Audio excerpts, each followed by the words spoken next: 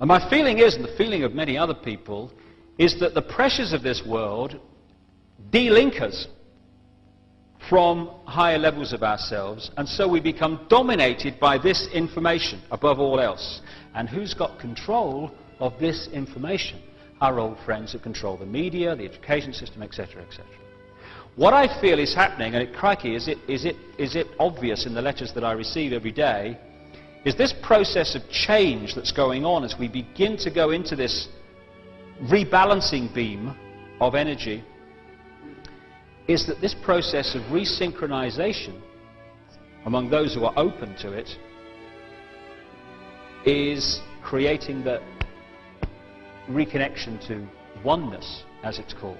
All levels of being are entering the perception process, and suddenly, and my goodness, it happened to me in a big way a few years ago. I was going around for a while saying, excuse me, what planet is this? And I get so many letters from people, increasing numbers as the weeks pass, who say, some of them from business people, who say, how come that all my life I've thought this system and that everything was the way to do it, and I've been dominated by growth graphs and shareholders' profits, and then suddenly I can see it as the sham it is. What's happened? Why haven't I seen it before? Very constant thing that I get in letters. The answer is, before, dominated. After, resynchronization with other levels of self. Therefore, perception changes, understanding becomes wider. This process is happening among increasingly large numbers of people. It's not made the national news yet, because it has to be in letters 10 feet high with knobs on before the national news pick it up.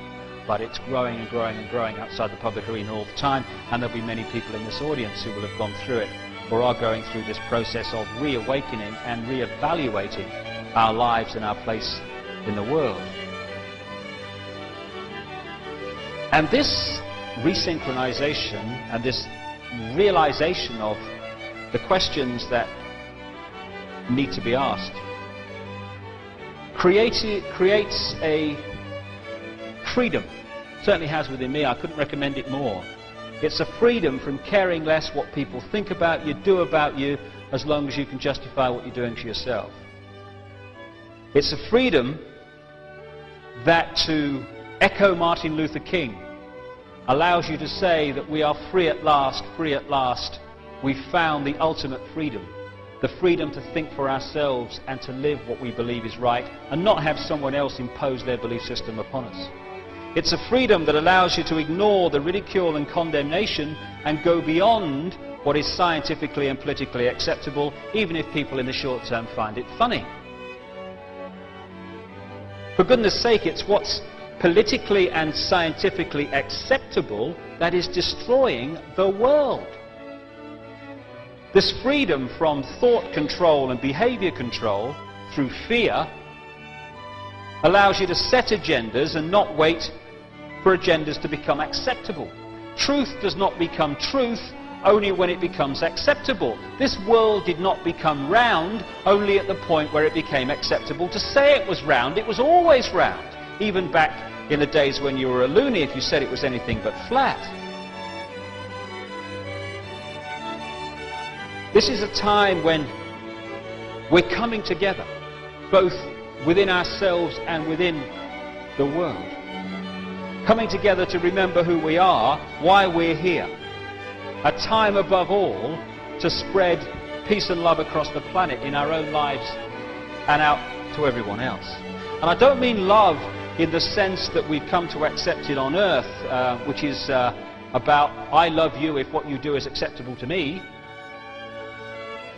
It's a love without condition, a love that doesn't seek to possess but seeks to set free. It's the kind of love we have for our children. We don't always like what they do or say. We may quite rightly say so, but we love them just the same. And when I kind of try to expose what's going on in the world, as so many other people are doing, I don't seek to expose the behavior of the manipulators to condemn them as people. They're victims too, controlled by some highly imbalanced consciousness that's working through them. We need to meet this manipulation with unwavering determination. Yes, but not with hatred and aggression to them as people, which just creates twice the hatred and twice the aggression, which is what we're trying to remove from the world.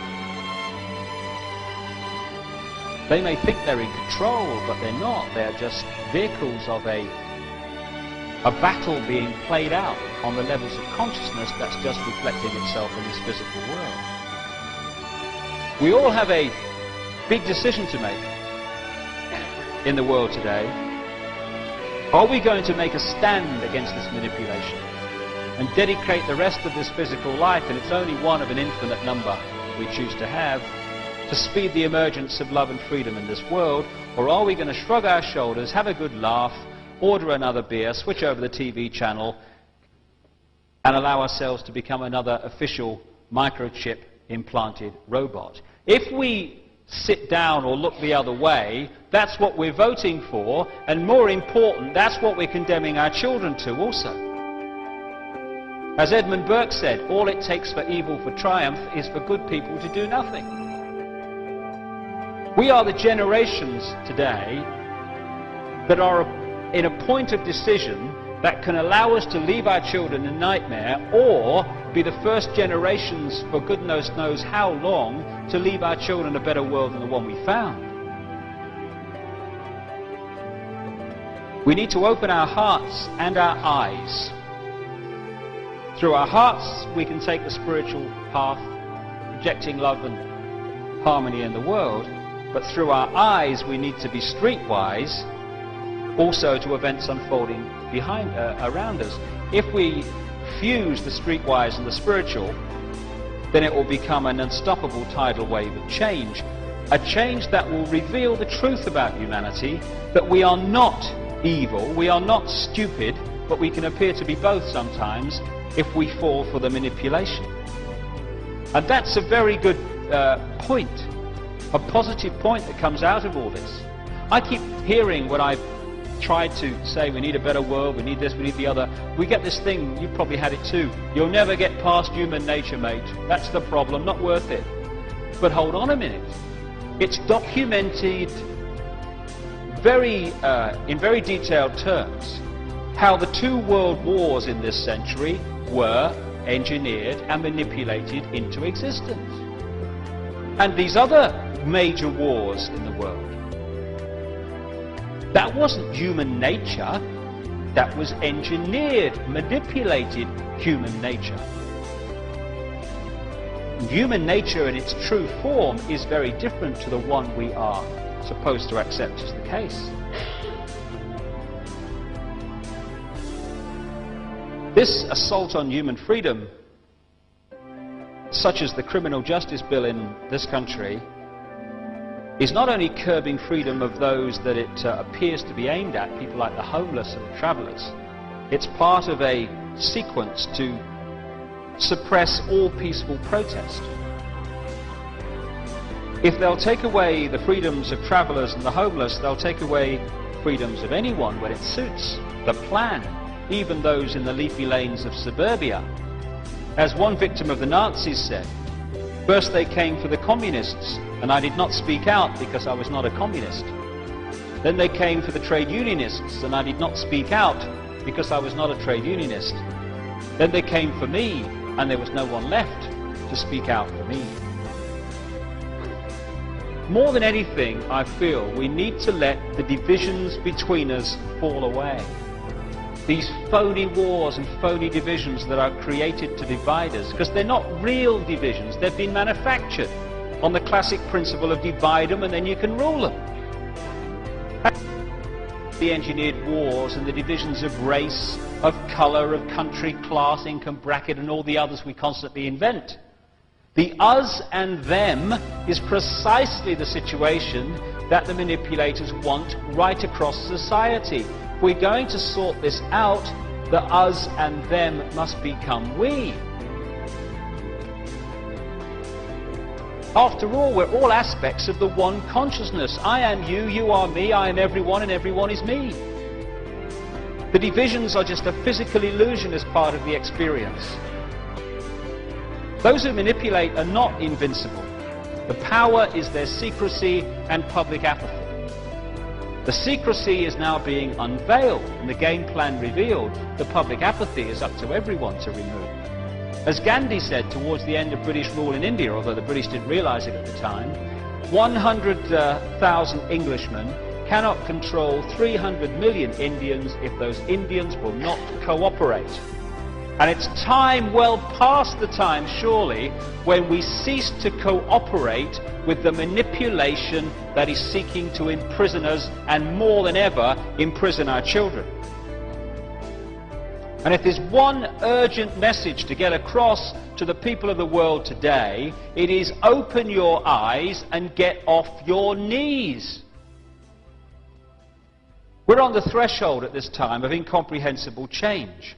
And when you think of all the wonderful things that happen in the world and in people's lives, and the wonderful people and the wonderful things that people do, even against this background of engineered conflict that I've been talking about, think what the world will be like when all that engineered situation is removed and humanity can express its true glorious self. That's the world that awaits us. And it's nearer than we think. The truth is that humanity is overflowing with love and creativity which it is desperate to express. And in the words of a song by a very enlightened group of young people called East 17, don't you worry, because it's all right. Don't you worry, child of light. We are the seed, a brand new breed. We'll succeed, our time has come. We are the new. These words are true. Let the light of love shine through.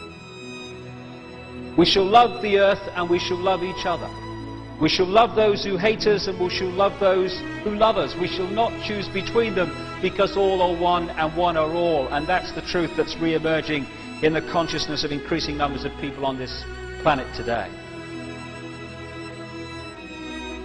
We're here to change the world. People are beginning to remember that's why we are here.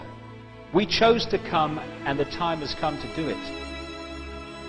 To quote a song from the 60s which summed up this time of great change on the planet and the decisions facing us.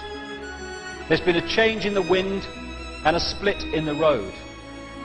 You can do what is right or you can do what you are told, and the prize of the victory will belong to the bold. These are the days of decision. For me, these are the days like never before to be bold. And if I could sum it up in a few words, it is think freedom, live freedom, and we shall be free. Thank you very much.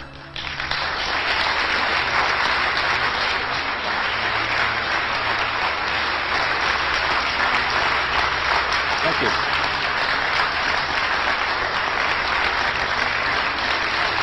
Thank you.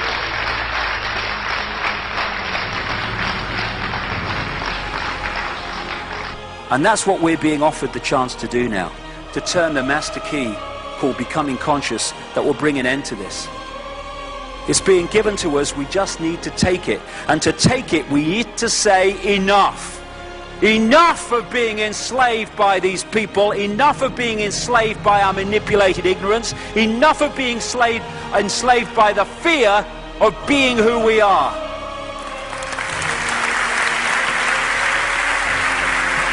Enough! It is time to fly. It is time to fly. Thank you very much.